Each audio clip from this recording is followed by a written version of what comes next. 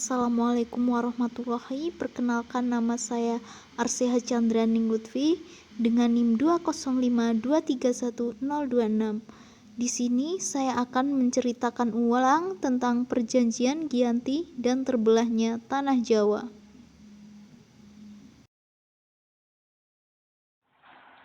Perjanjian Giyanti merupakan suatu peristiwa besar di masa silam. Situs sejarah ini hadir sebagai perangkat ingatan kolektif masyarakat dengan peristiwa tersebut.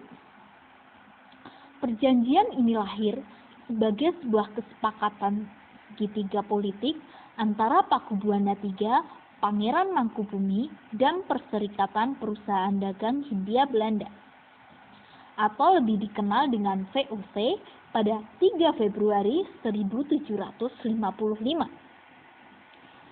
Nama ini sendiri diambil dari lokasi penandatanganannya, yakni di desa Giyanti yang dalam pelafalan Belandanya sendiri dikenal sebagai Giyanti dan secara tertulis terbaca sebagai Giyanti.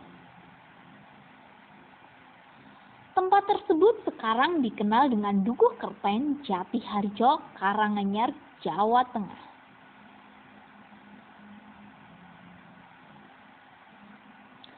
Perjanjian ini dibuat dalam rangka meredam api konflik yang terjadi berlarut-larut pasca perpindahan Keraton Kartasura ke Surakarta, yang disebabkan dari peristiwa geger pecinan. Mangkubumi yang saat itu membantu Pakubuwana II dalam meredakan konflik mendapatkan hadiah berupa sebidang tanah dari Pakubuwana II. Namun, luas tanah yang diberikan rupanya menimbulkan kecemburuan salah seorang pangeran. Pangeran tersebut lalu mengeluhkan ketidakadilan terkait hadiah tersebut kepada Gubernur Jenderal Baron van Imhoff, yaitu seorang gubernur jenderal Batavia. Lantas gubernur itu pun mengeluarkan keputusan yang membuat tanah tersebut tidak jadi dimiliki oleh Mangkubumi. Di Jawa Utara, Nicholas Kating mengambil sikap untuk menyelamatkan daerah operasionalnya secara tertutup. Setelah melakukan perundingan dengan Pangeran Mangkubumi berkali-kali, akhirnya mereka bersepakat dengan keinginan Mangkubumi yang juga hendak menjadi penguasa di tanah Jawa pada 23 September 1754.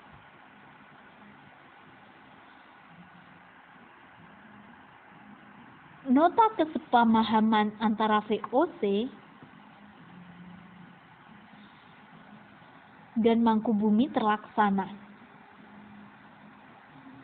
dan nota tersebut disampaikan kepada Pakubuwana III, sang pengganti Pakubuwana II.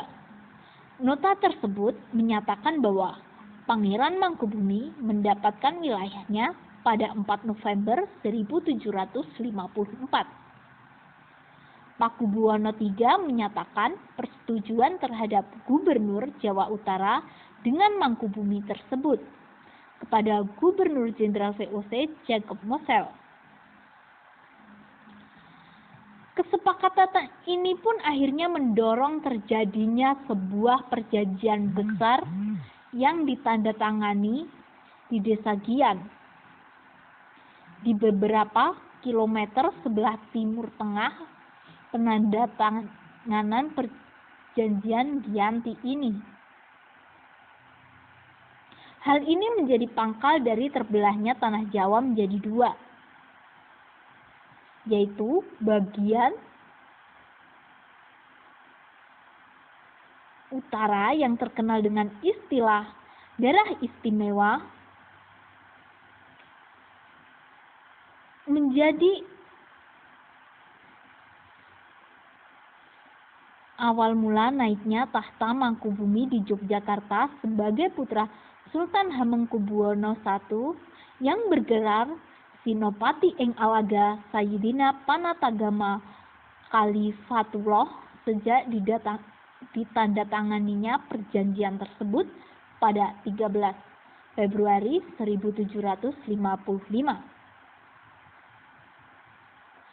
Pembagian wilayah dan juga aspek-aspek lainnya sebagai bahasa mengalami proses panjang yang berjalan seiring waktu. Yang tidak memiliki pembagian wilayah pada gilirannya menimbulkan rentetan-rentetan peristiwa pembagiannya itu.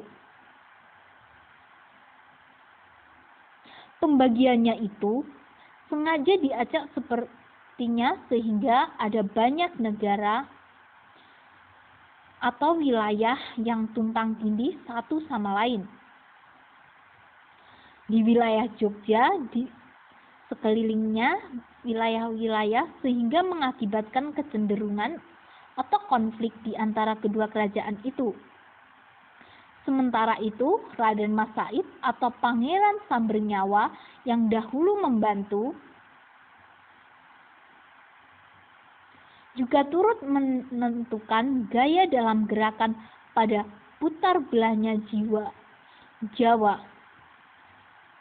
Pada 1813, Gubernur Jenderal Thomas Stamford Raffles dari Kerajaan Kesultanan Yogyakarta juga mengalami keterbelahan dengan lahirnya Paku Alam. Dengan demikian, Jawa kemudian memiliki 4 wilayah pemerintahan, masing-masing dengan perbedaan model dan strategi politik. Hal itu pun mengantarkan jawabannya yang berasal dari kata dinamika politik yang digerakkan oleh angin revolusi pada masa pertengahan 1950-an dan membuat masing-masing mengalami hal yang berbeda. Hal ini berujung pada perbedaan status senja hari yang agar budaya sementara wilayah Yogyakarta yang di dalamnya juga terdapat Paku Alam menjadi daerah istimewa.